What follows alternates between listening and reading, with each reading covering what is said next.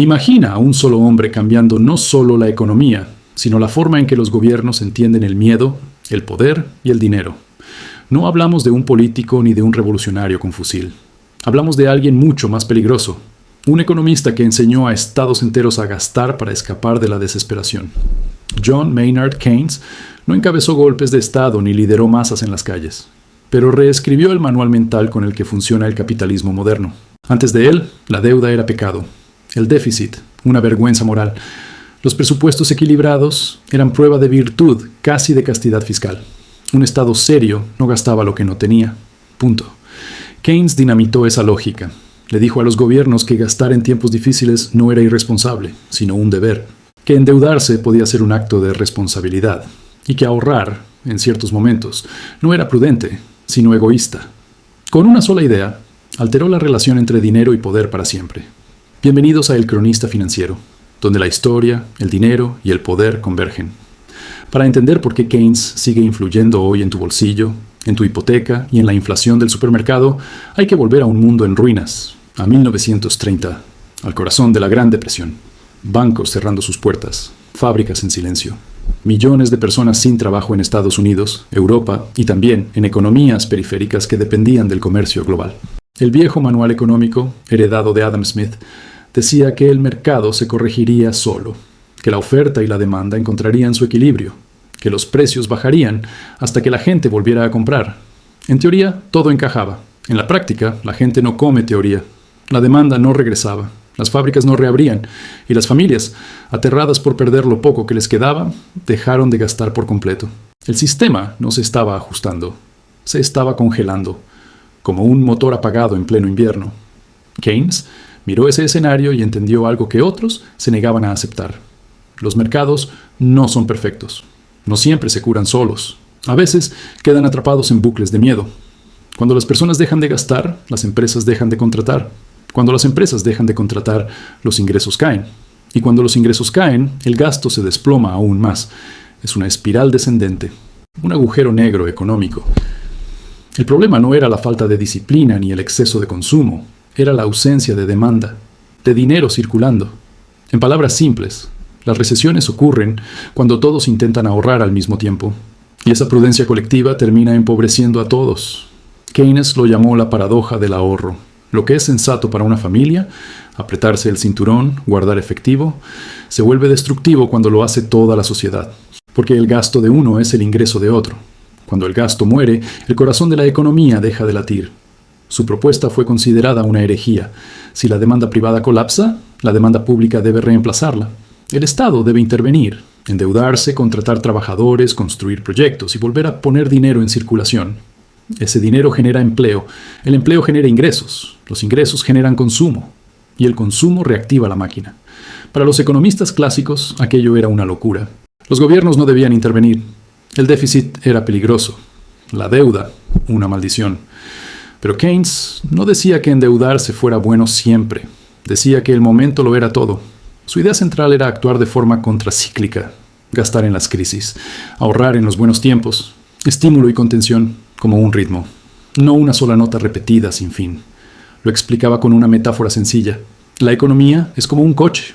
En condiciones normales conduce el sector privado, pero cuando el motor se cala, alguien tiene que girar la llave, inyectar combustible. Una vez que el motor arranca, el Estado se aparta. Esa era la teoría. En 1936, Keynes plasmó todo esto en su obra clave, Teoría General del Empleo, el interés y el dinero. Introdujo el concepto de demanda agregada, el gasto total de consumidores, empresas y gobierno. Cuando esa demanda cae, caen la producción y el empleo, y solo puede restaurarse aumentando el gasto hasta que regrese la confianza. Pero para Keynes, la economía no era solo números, era psicología. Hablaba de los espíritus animales, los impulsos, miedos y expectativas que llevan a la gente a invertir o esconder su dinero bajo el colchón. Eso no se arregla con ecuaciones, se arregla con acciones visibles. Cuando un gobierno gasta, no solo compra materiales o paga salarios, envía un mensaje. Creemos en la recuperación, y esa creencia por sí sola se convierte en energía económica. Keynes entendió algo fundamental del dinero y poder. La confianza vale más que el oro. Sin embargo, el mundo no lo abrazó de inmediato. A comienzos de los años 30, los líderes seguían aferrados a la austeridad. Reino Unido volvió al patrón oro y asfixió sus exportaciones. Alemania recortó gasto para demostrar disciplina y hundió su economía, abonando el terreno para el extremismo. En Estados Unidos, Herbert Hoover se negó a una intervención masiva. Creía que el mercado se corregiría solo. No lo hizo. En 1933, una cuarta parte de los estadounidenses estaba desempleada. Los bancos arrasaban con los ahorros de toda una vida. El libre mercado se había quedado mudo. Y entonces apareció Franklin D. Roosevelt. Roosevelt no era economista, pero entendía el miedo, y actuó como Keynes habría recomendado. Su New Deal no fue un programa aislado, fue una filosofía. Obras públicas masivas, presas, carreteras, electrificación, millones de empleos financiados por el Estado. El gobierno se convirtió en el mayor cliente del país, y funcionó. Lentamente, pero funcionó. La demanda regresó, la confianza empezó a levantarse. La economía respiraba, aunque aún estaba débil. Pero la prueba definitiva de Keynes llegó de la forma más brutal posible: la guerra. La Segunda Guerra Mundial obligó a los gobiernos a hacer exactamente lo que Keynes proponía, pero sin debate moral. Gastaron sin dudar. Endeudaron a sus países para sobrevivir. Las fábricas volvieron a rugir, no para producir electrodomésticos, sino tanques y aviones. Y ocurrió algo histórico. El desempleo desapareció en medio de una crisis global. La ironía es cruel. La guerra total fue el experimento definitivo del keynesianismo y demostró que el gasto público masivo podía sacar a una economía de la depresión. Tras la guerra, Keynes dejó de ser discutido. Se convirtió en dogma. Bretton Woods, la reconstrucción europea, el estado de bienestar, los años dorados de crecimiento entre 1945 y 1973. Todo llevaba su huella. El capitalismo había sido salvado, pero a un precio. Porque cuando un sistema aprende que el gasto puede resolver cualquier crisis, también aprende a posponer la disciplina indefinidamente. Europa estaba en ruinas, pero el Plan Marshall y el nuevo contrato social parecían hacerlo todo posible.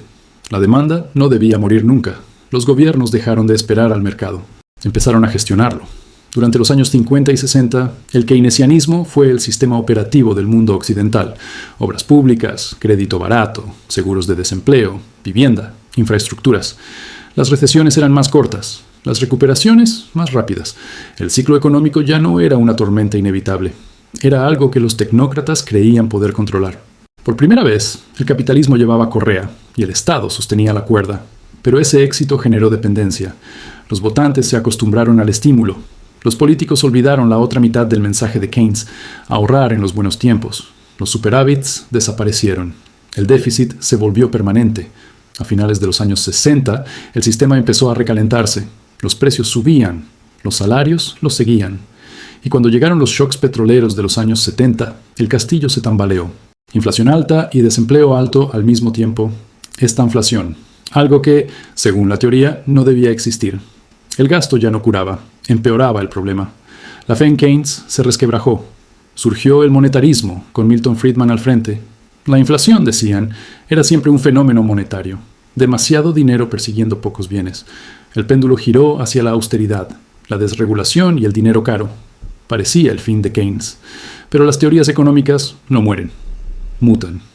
En 2008, el sistema financiero global colapsó bajo su propia codicia. Y los mismos gobiernos que predicaban disciplina fiscal corrieron al viejo manual. Rescates, estímulos, expansión monetaria. Keynes volvió, pero en versión extrema. Billones creados de la nada. Tipos de interés a cero, bancos centrales convertidos en el motor principal del sistema financiero explicado. Y funcionó. Al principio. El colapso se evitó. Los mercados subieron, pero algo había cambiado. El dinero no llegó a la economía real como Keynes había imaginado. Se quedó atrapado en los mercados financieros. Infló activos, no salarios. Acciones, vivienda, desigualdad. El motor arrancó, sí, pero el combustible fue al lugar equivocado. Luego llegó la pandemia. Y ahí vimos el keynesianismo sin frenos. Transferencias directas, deuda récord, impresión masiva. Un experimento global de adrenalina fiscal. Durante un tiempo pareció magia, pero la factura llegó. Inflación explicada en carne propia. Cadenas de suministro rotas.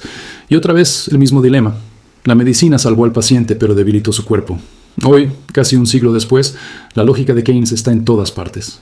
Cada desaceleración se enfrenta con más gasto, más deuda, más dependencia.